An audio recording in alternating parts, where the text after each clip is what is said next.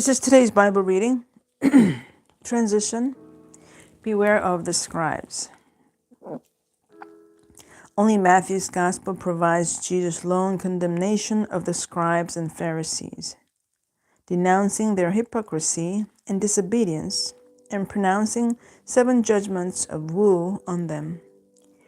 They are characterized as selfish religious officials who devour widows' houses. Apparently, the scribes mismanaged the property of widows, which had been entrusted to them in the wills of the widows' dead husbands.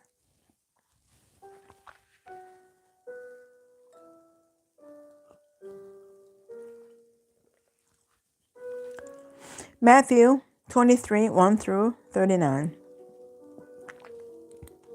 Mark and Luke contrast these scribes who took advantage of others with a widow who had little. She put in all that she had. Her love was not calculating. Now Matthew 23, 1 through 39. Woe to the scribes and Pharisees.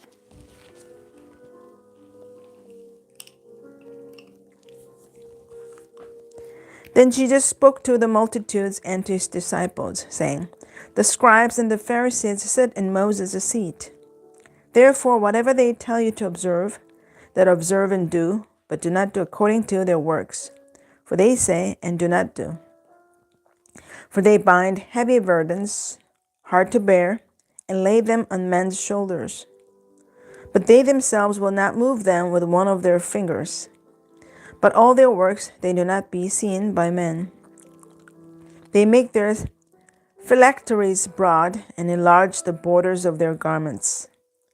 They love the best places at feasts, the best seats in the synagogues, greetings in the marketplaces, and to be called by men, Rabbi, Rabbi.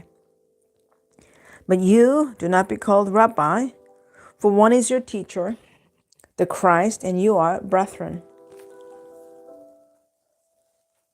Do not call anyone on earth your father, for one is your Father, he who is in heaven. And do not be called teachers, for one is your teacher, the Christ. But he who is greatest among you shall be your servant. And whoever exalts himself will be humbled, and he who humbles himself will be exalted. But woe to you, scribes and Pharisees, hypocrites! For you shut up the kingdom of heaven against men, for you neither go in yourselves, nor do you allow those who are entering to go in. Woe to you, scribes and Pharisees, hypocrites! For you devour widows' houses, and for a pretense make long prayers. Therefore you will receive greater condemnation. Woe to you, scribes and Pharisees, hypocrites! For you travel land and sea to win one proselyte, and when he is won, you make him twice as much a son of hell as yourselves. Woe to you, blind guests, blind guys who say, Whoever swears by the temple, it is nothing. But whoever swears by the gold of the temple, he is obliged to perform it. Fools and blind, for which is greater, the gold or the temple that sanctifies the gold? And whoever swears by the altar, it is nothing. But whoever swears by the gift that is on it, he is obliged to perform it. Fools and blind, for which is greater, the gift or the altar that sanctifies the gift? Therefore he swears by the altar, swears by it and by all things on it. He who swears by the temple, swears by it and by him who dwells in it. And he who swears by heaven, swears by the throne of God and by him who sits on it. Woe to you, scribes and Pharisees, hypocrites!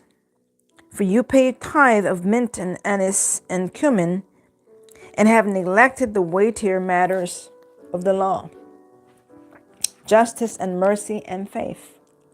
These you ought to have done without leaving the others undone. Blind guides, who strain out a gnat and swallow a camel. Woe to you, scribes and Pharisees, hypocrites! For you cleanse the outside of the cup and dish, but inside they are full of extortion and self-indulgence. Blind Pharisee, first cleanse the inside of the cup and dish, that the outside of them may be clean also. Woe to you, scribes and Pharisees, hypocrites! For you are like whitewashed tombs, which indeed appear beautiful outwardly, but inside are full of dead men's bones and all uncleanness. Even so you are outwardly appear righteous to men, but inside you are full of hypocrisy and lawlessness. Woe to you, scribes and Pharisees, hypocrites! Because you build the tombs of the prophets and adorn the monuments of the righteous, and say, if we had lived in the days of our fathers, we would not have been partakers with them in the blood of the prophets. Therefore you are witnesses against yourselves that you are sons of those who murdered the prophets. Fill up then the measure of your father's guilt. Serpents, brood of vipers, how can you escape the condemnation of hell? Therefore, indeed, I send you prophets, wise men, and scribes. Some of them you will kill and crucify, and some of them you will scourge in your synagogues and persecute from city to city, that on you may come all the righteous blood shed on the earth, from the blood of righteous Abel to the blood of Zechariah, son of Berechiah, whom you murdered between the temple and the altar. Assuredly, I say to you, all these things will come upon this generation. Jesus laments over Jerusalem. O Jerusalem, Jerusalem, the one who kills the prophets and stones those who are sent to her. How often I wanted to gather your children together, as a hen gathers her chicks under her wings. But you're not willing. See, your house is left to you desolate. For I say to you, you shall see me no more till you say, blessed is he who comes in the name of the Lord.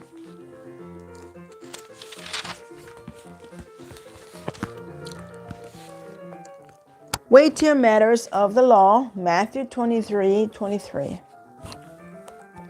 The scribes and Pharisees were among the most respected religious people of Jesus' day. Jesus, however, criticized them as teachers who were preoccupied with petty rules and ignored the truly important religious principles. Although some other outsiders, as well as certain later Jewish teachers, also criticized the scribes and Pharisees, most people thought highly of them and would have been shocked by Jesus' criticisms. In Old Testament times, the Israelites mainly lived on livestock and crops, and following the law of Moses, gathered a tithe of their produce into storehouses or granaries. The law commanded the Israelites to use the tithes to support the priests and Levites, who spiritually served God and the people. At the end of every third year, a part of the tithe was used for the poor as well as for the Levites. In Jesus' day, the Pharisees were particularly scrupulous about tithing. According to Matthew, they tithed mint, anise, and cumin, all common garden herbs. Luke mentions another herb, rue. In Aramaic, Jesus' native language in Galilee, the word rue sounds very similar to the word anise, which possibly explains why Matthew names one and Luke the other. Because the law emphasized tithing foods, some Pharisees debated whether one need tithe such vegetables as these, especially cumin. Jesus called these very conservative Pharisees hypocrites, because they were concerned only with the outward matters while neglecting inward purity.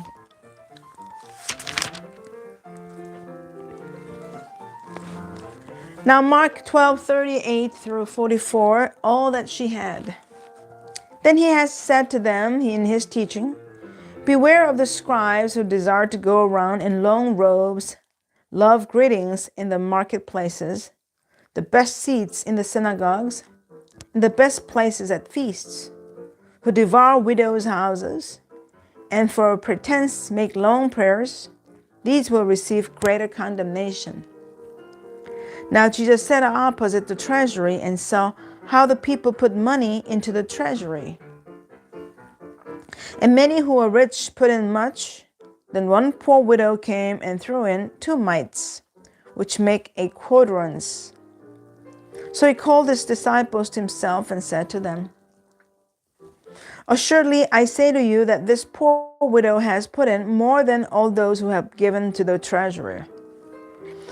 For they all put in out of their abundance, but she out of her poverty put in all that she had, her whole livelihood.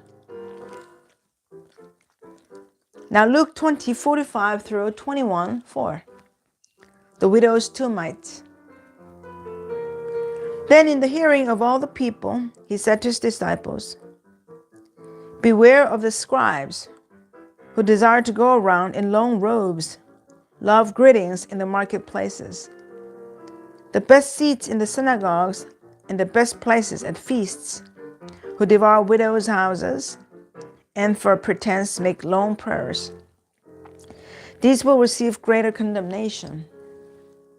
And he looked up and saw the rich putting their gifts into the treasury. And he saw also a certain poor widow putting in 2 mites.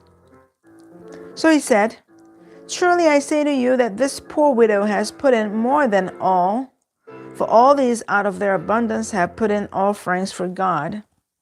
But she out of her poverty put in all the livelihood that she had. Transition, discourse while on the Mount of Olives. The Kidron Valley falls away beneath the Mount of Olives, leaving a spectacular panorama of Jerusalem and the Temple Mount to the west. The vista from the Mount of Olives provides the setting for a final discourse of Jesus on future events.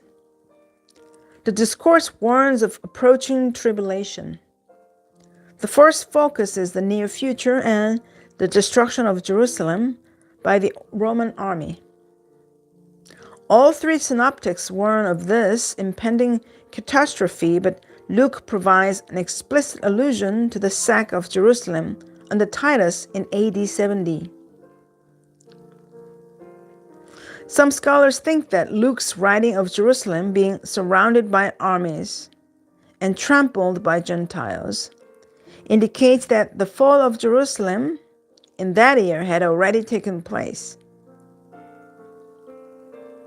Thus, Luke recorded Jesus' words in light of the actual calamity that befell the city. Other scholars suppose that Luke 21:20 is an actual prediction of the Romans crushing the Jewish revolt.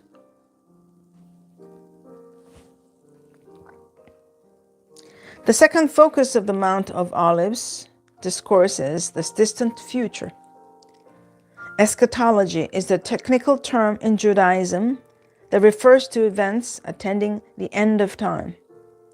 The destruction of Jerusalem was seen by Jesus and the gospel writers as a symbol or anticipation of the catastrophes of the end time, before which the Son of Man will return in glory. Jesus' instruction to the disciples on what to say when they are hailed before the authorities is included by Mark and Luke in this eschatological discourse. Matthew's Gospel reports these words earlier as part of Jesus' mission instructions to the 12 disciples. Now, Matthew 24:1 through 35. Conditions before Christ's return. Then Jesus went out and departed from the temple, and his disciples came up to show him the buildings of the temple. And Jesus said to them, Do you not see all these things? Assuredly, I say to you, not one stone shall be left here upon another that shall not be thrown down. Now, as he sat on the Mount of Olives, the disciples came to him privately, saying, Tell us, when will these things be? And what will be the sign of your coming and of the end of the age?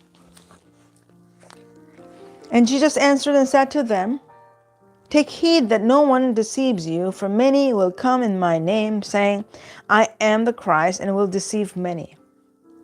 And you will hear of wars and rumors of wars. See that you are not troubled, for all these things must come to pass, but the end is not yet. For nation will rise against nation, and kingdom against kingdom, and there will be famines, pestilences, and earthquakes in various places. All these are the beginning of sorrows. Then they will deliver you up to tribulation and kill you, and you will be hated by all nations for my name's sake. And then many will be offended, will betray one another, and will hate one another. Then many false prophets will rise up and deceive many.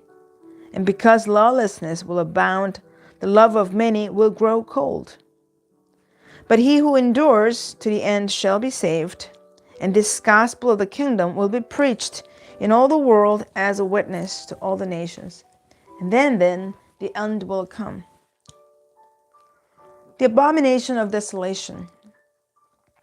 Therefore, when you see the abomination of desolation spoken of by Daniel the prophet, standing in the holy place, whoever reads, let him understand. Then let those who are in Judea flee to the mountains. Let him who is on the housetop not go down to take anything out of his house. And let him who is in the field not go back to get his clothes. But woe to those who are pregnant and to those who are nursing babies in those days. And pray that your fight may not be in winter or on the Sabbath. For then there will be a great tribulation such as not been since the beginning of the world until this time. No, nor ever shall be. And unless those days were shortened, no flesh would be saved. But for the elect's sake, those days will be shortened. Then if anyone says to you, Look, here's the Christ, or there, do not believe it. For false Christs and false prophets will rise and show great signs and wonders to deceive, if possible, even the elect. See, I have told you beforehand. Therefore, if they say to you, Look, here he is in the desert, do not go out. Or look, he is in the inner rooms, do not believe it. For as the lightning comes from the east and flashes to the west, so also will the coming of the Son of Man be. For wherever the carcass is, there the eagles will be gathered together. The coming of the Son of Man. Immediately after the tribulation of those days, the sun will be darkened, and the moon will not give its light. The stars will fall from heaven, and the powers of the heavens will be shaken. Then the sign of the Son of Man will appear in heaven, and then all the tribes of the earth will mourn, and they will see the Son of Man coming on the clouds of heaven with a power and great glory. And he will send his angels with a great sound of a trumpet, and they will gather together his elect from the four winds, from one end of heaven to the other.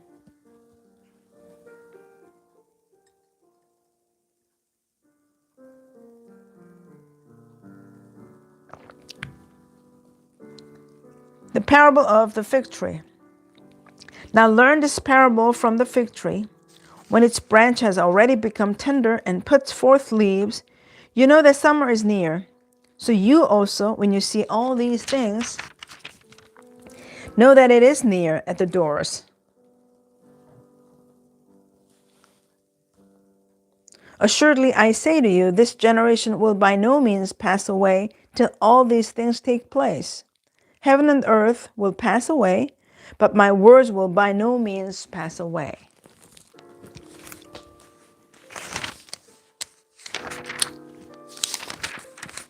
Herod, the great builder.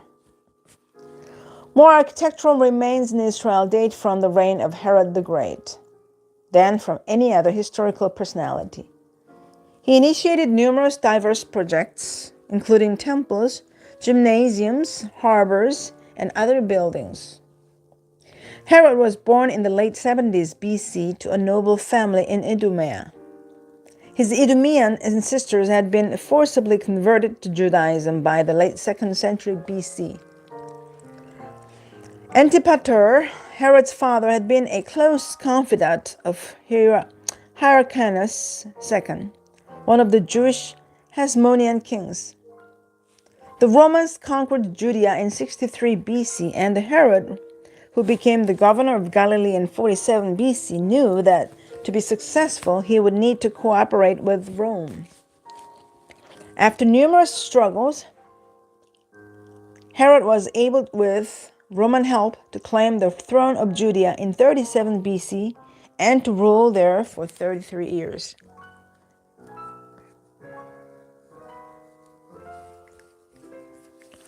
In Jerusalem alone, Herod had a number of important building projects. The Antonia fortress, a combined palace and fortress which dominated the Temple Mount, was named after Mark Antony. The central palace was the largest of Herod's palaces. His building activity produced a theater, an amphitheater, numerous fortifications, and the most famous of all his projects, the Temple Mount. Unfortunately, because of the Roman destruction of the city in AD 70, nearly all of the material remains of Herod's period have disappeared.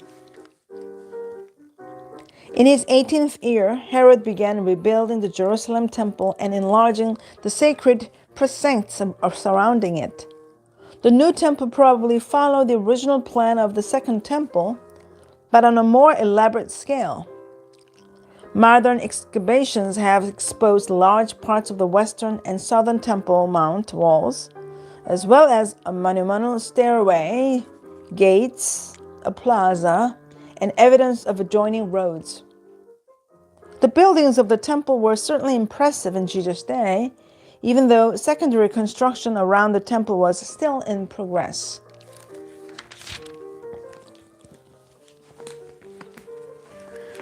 Now, Mark 13:1 through 31, Jesus predicts destruction. Then as he went out of the temple, one of his disciples said to him, "Teacher, see what manner of stones and what buildings are here." And Jesus answered and said to him, "Do you see these great buildings? Not one stone shall be left upon another that shall not be thrown down. The signs of the times and the end of the age." Now as he sat on the Mount of Olives opposite the temple, Peter, James, John, and Andrew asked him privately, "Tell us, when will these things be? And what will be the sign when all these things will be fulfilled?" And Jesus, answering them, began to say, "Take heed that no one deceives you, for many will come in my name, saying, 'I am he,' and will deceive many. But when you hear of wars and rumors of wars, do not be troubled, for such things must happen, but the end is not yet. For nation will rise against nation and kingdom against kingdom, and there will be earthquakes in various places, and there will be famines and troubles. These are the beginning of sorrows, but watch out for yourselves, for they will deliver you up to councils, and you will be beaten in the synagogues. You will be brought before rulers and kings for my sake, for a testimony to them, and the gospel must first be preached to all the nations. But when they arrest you and deliver you up, do not worry beforehand, or premeditate that you will speak. But whatever is given you in that hour, speak that, for it is not you who speak, but the Holy Spirit. Now brother will betray brother to death, and the father his child, and the children rise up against parents and cause them to be put to death. And you will be hated by all for my name's sake. But he who endures to the end shall be saved. The Great Tribulation. So when you see the abomination of desolation spoken of by Daniel the prophet standing where it ought not, let the reader understand. Then let those who are in Judea flee to the mountains. Let him who is on the housetop not go down into the house, nor enter to take anything out of his house. And let him who is in the field not go back to get his clothes. But woe to those who are pregnant and to those who are nursing babies in those days. And pray that your flight may not be in the winter. For in those days there will be tribulation such as has not been since the beginning of the creation which God created until this time, nor even shall be. And unless the Lord had shortened those days, no flesh would be saved. But for the elect's sake, whom he chose, he shortened the days. Then if anyone says to you, look, here is the Christ, or look, he is there, do not believe it. For false Christs and false prophets will rise and show signs and wonders to deceive, if possible, even the elect. But take heed, see, I have told you all things beforehand.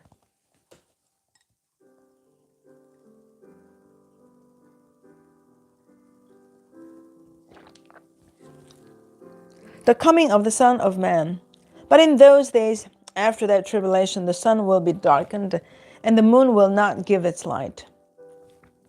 The stars of heaven will fall, and the powers in the heavens will be shaken. Then they will see the Son of Man coming in the clouds with a great power and glory.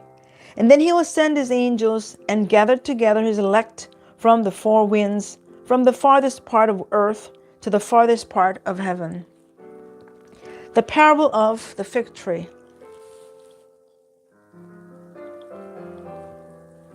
Now learn this parable from the fig tree. When its branch has already become tender and puts forth leaves, you know that summer is near. So when you see these things happening, know that it is near at the doors. Assuredly I say to you, this generation will by no means pass away till all these things take place. Heaven and earth will pass away, but my words will by no means pass away. The abomination of desolation, Mark 13:14. Matthew and Mark refer to the abomination of desolation, assuming that the readers will know what it is. Modern scholars differ among themselves as to whether this abomination will be repeated in the future, but most agree that at least part of it has already occurred.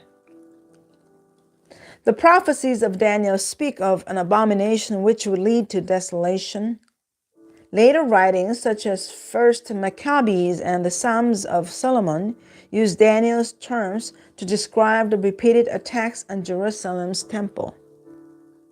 One Jewish historian who lived in the 1st century AD, Josephus, describes the war of AD 66 through 70 similarly as a desolating sacrilege. Josephus believed that when Jewish patriots slaughtered the priests in the Jerusalem temple, they defiled the temple, hence inviting destruction.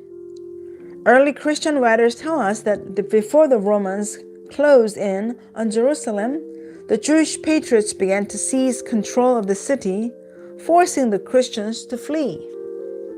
In AD 70, just 3.5 years later, after the desecrating slaughter in the temple, the Romans finally took Jerusalem. They slaughtered or enslaved most of the Jerusalemites. But according to Joseph's self-proclaimed prophets promised those who were taking refuge in the temple that God would protect the sacred building. But God did not. And after the Romans burned the temple, they placed on it their standards bearing the insignia of emperor who was worshipped as a god. Most Jewish people, including the Essenes, who wrote the Dead Sea Scrolls, consider the Roman standards to be idolatrous. Some prefer to die rather than allow the standards into Jerusalem. Tragically, the Romans now offer sacrifices to their standards on the site of the temple. Judean Jews revolted again in AD 132 and were again brutally suppressed by the Romans around 135. After that, the Romans built a pagan temple on the site once reserved for the worship of Israel's God, these acts were truly abominations. Now Luke 21:5 through 33, the destruction of the temple. Then as some spoke of the temple, how it was adorned with beautiful stones and donations, he said, "These things which you see, the days will come in which not one stone shall be left upon another that shall not be thrown down." Signs and persecutions. So they asked him, saying, "Teacher, but when will these things be? And what sign will there be when these things are about to take place?" And he said, "Take heed that you not be deceived, for many will come in my name, saying, 'I am he,' and the time has drawn near. Therefore do not go after them. But when you hear of wars and commotions, do not be terrified, for these things must come to pass first, but the end will not come immediately." Then he said to them, "Nation will rise against nation, and kingdom against kingdom. And there will be great earthquakes in various places, and famines and pestilences, and there will be fearful sights and great signs from heaven. But before all these things, they will lay their hands on you and persecute you, delivering you up to the synagogues and prisons. You will be brought before kings and rulers for my name's sake. But it'll turn out for you as an occasion for testimony. Therefore settle it in your hearts not to meditate beforehand and on what you will answer. For I will give you a mouth and wisdom which all your adversaries will not be able to contradict or resist. You will be betrayed even by parents and brothers, relatives and friends, and they will put some of you to death. And you will be hated by all for my name's sake. But not a hair of your head shall be lost. By your patience, possess your souls." The destruction of Jerusalem. But when you see Jerusalem surrounded by armies, then you know that its desolation is near. Then let those who are in Judea flee to the mountains. Let those who are in the midst of her depart, and let not those who are in the country enter her.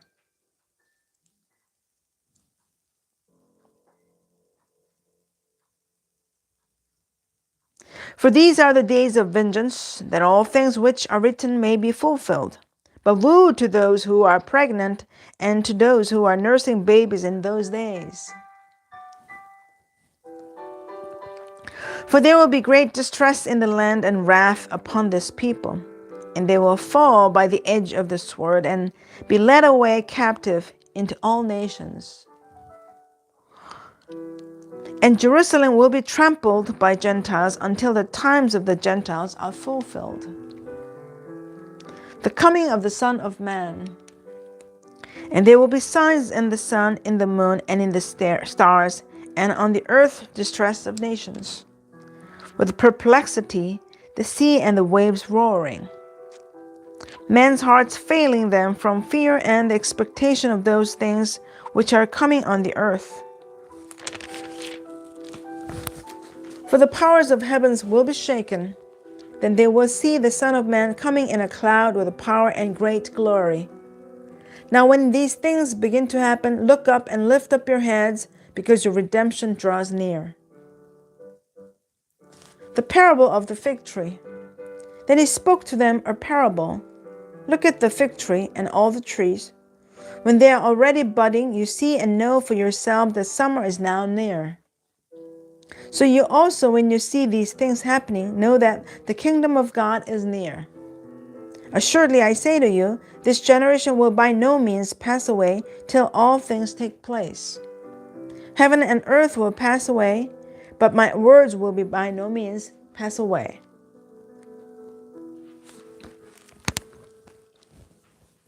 Amen. This is the end of the Bible reading today. Thanks for joining me. Have a great day. God bless you, and see you tomorrow.